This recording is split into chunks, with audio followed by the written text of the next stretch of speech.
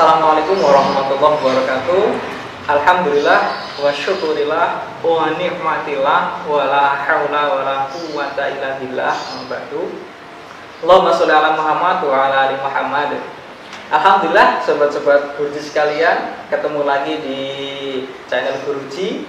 Alhamdulillah kali ini kita akan mengadakan kajian bersama beliau Ustadz Rahmat Yulianto. Beliau ini adalah pembina pesantren FOSI atau pesantren mahasiswa FOSI. Beliau juga seorang dosen di Universitas Muhammadiyah Surabaya yang insya Allah kita nanti akan membahas tentang pencapaian puasa, kebahagiaan hakiki dari puasa itu. Nah, apa dan bagaimana bahagia itu dan bagaimana mencapai kebahagiaan dalam puasa itu? Nah, nanti kita akan kupas bersama beliau Ustadz Rahmat Yulianto. Nah, tapi sebelum kita mulai, saya ingin menyampaikan selamat menunaikan ibadah puasa kepada sobat-sobat Guruji sekalian. Semoga ibadah puasa kali ini menjadi puasa yang menjadi keberkahan bagi kita semua dan menambah nilai-nilai kebaikan kita setelah puasa nanti. Baik teman-teman sekalian, mari kita langsung saja mulai kajian bersama Ustadz Rahmat Yulianto. Kepada Ustadz Rahmat, monggo kami persilakan. Bismillahirrahmanirrahim. Assalamualaikum warahmatullahi wabarakatuh. Waalaikumsalam warahmatullahi wabarakatuh. Alhamdulillahilladzi faddalana ala katsirin mimman khalaqa tafdila. Asyhadu an la ilaha illallah wa asyhadu anna Muhammadan abduhu wa rasuluhu la nabiyya ba'da. Allahumma shalli wa sallim wa barik ala nabiyyina Muhammadin wa ala alihi wa sahbihi wa man walah. La haula wa la quwwata illa billah, amma ba'd. Alhamdulillah, kita senantiasa dihimpun oleh Allah Subhanahu wa taala di dalam ketaatan, dan semoga seluruh jerih upaya dari segenap kru Guruji ini dan juga kita yang sedang menyimak tayangan ini, semoga Allah Subhanahu wa taala senantiasa memberikan keberkahan, memberikan kemanfaatan, dan membimbing kita senantiasa menuju kepada jalan ketaatan. Baik, hari ini kita akan sedikit mengulas teman-teman, Mas Luhut yang ganteng ini saya, bahwasannya di dalam sebuah hadis Rasulullah SAW itu bersabda bahwasannya bagi orang yang berpuasa lis-shaimi farhatan. Jadi orang yang berpuasa itu punya dua kegembiraan. Yang pertama adalah farhatun inda fitri. Dia berbahagia ketika momentum berbuka puasa itu tiba. Dan yang kedua adalah farhatun inda liqa'i rabbi.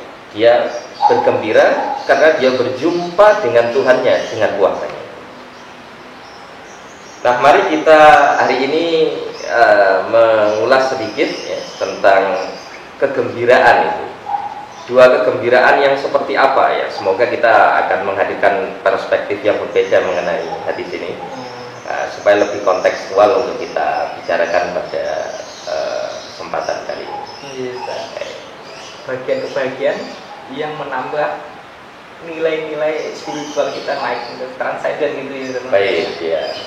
Jadi begini, kalau kita memahami daripada hadis Rasulullah SAW yang tadi, jadi lis-shaimi farhatan, bagi orang berpuasa itu tidak lain ya, gitu, hanya akan menghadirkan sebuah kegembiraan.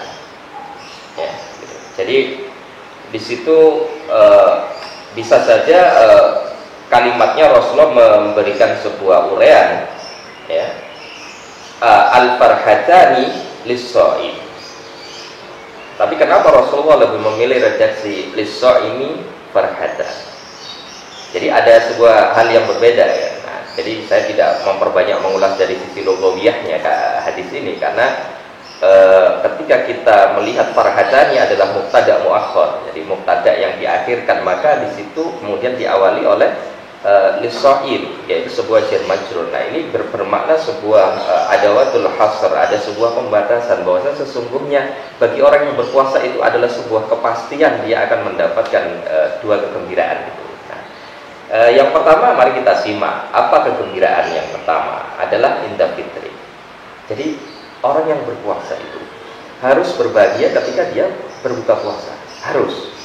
Gak boleh ada orang yang berbuka, kaum muslimin menjemput ketika momentum berbuka itu dia tidak dalam kondisi berbahagia. Gak boleh satupun.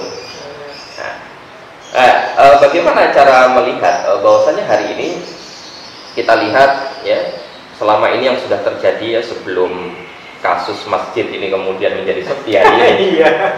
Ramadan kali ini berbeda. Baik.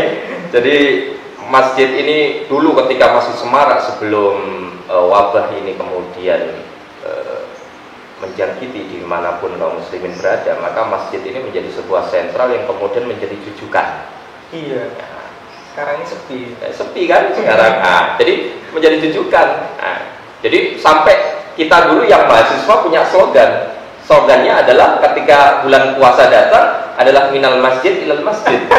Saya paham gitu. Jadi hidup kita selalu dari masjid ke masjid ya gitu. Mencari takjil. Nah, itulah. Jadi dikatakan PPT, para pemburu takjil kan. Iya. Para mahasiswa. Jadi zaman kita dulu mahasiswa tidak ada satupun tempat yang kita nggak tahu menunya. Kalau kita mau nyari nasi bungkus di masjid A, kalau mau nyari agak prestis kotaan di masjid B, ya kita akan selalu tahu tempatnya.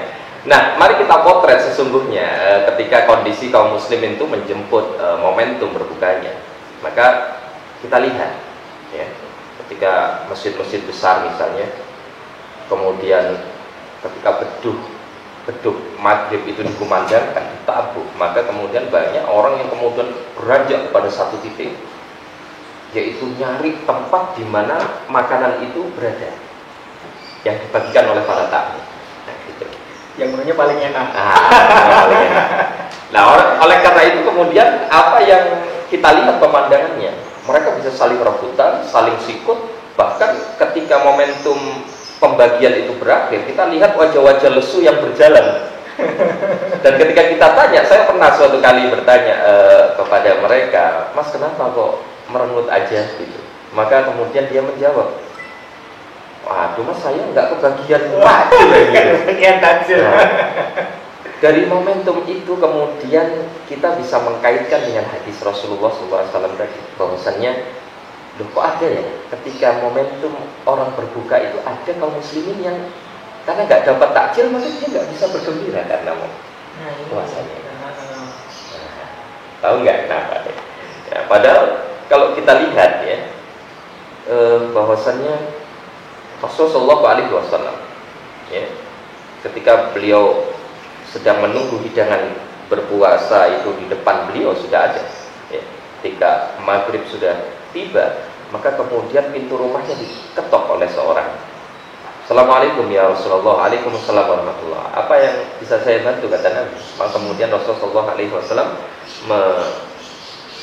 mendengar ucapan dari orang yang mengetuk pintu itu, bahwasanya hari ini kami nggak bisa berbuka karena tidak ada makanan buat anak istri keluarga saya. Maka apa yang dilakukan oleh Nabi, Nabi memberikan hidangan berbuka puasanya, kemudian mereka berikan untuk orang lain.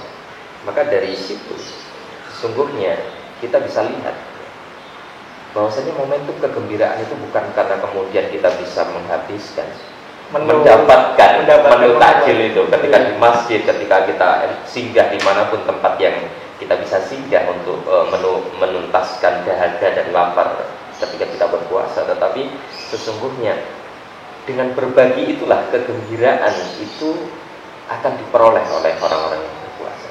Dengan berbagi kepada sesama, berbagi kepada sesama. Maka biasakan ketika kita hendak mengunjungi masjid yang sedang ada hidangan takjil itu, kita membawa 2 bungkus nasi atau 2 bungkus es minimal. Yang satu untuk bagi kita sehingga kita tidak berebut, yang satu kita berbagi, kita berikan kepada saudara kita yang sedang berpuasa. Insya Allah ketika semua orang yang datang ke masjid mentalnya adalah tidak untuk mengemis, dalam tanda kutip ya, untuk mencari hanya sekedar hidangan takjil, tetapi mereka justru sudah menemukan momentum untuk berbagi, itu niscaya tidak akan ada orang yang kemudian mukanya ditekuk merengut karena nggak dapat untuk hidangan takjil. Nah, di situ sesungguhnya kita berpuasa itu benar-benar meneladani apa yang Rasulullah SAW sampaikan. Jadi banyak orang itu kemudian tergesa-gesa di dalam berbuka puasa sehingga harus ngikut yang lain untuk mendapatkan takjil itu. Kenapa itu terjadi? Padahal ya wajar, karena saya pernah tanya sendiri kepada mereka. Mereka mengatakan, loh, bukannya hadisnya sahih Pak, bahwasannya la yazalul abdu bi khairin ma'ajal fitr. Tidaklah sebuah kebaikan itu akan bergeser dari seorang hamba selama dia menyegerakan berbuka.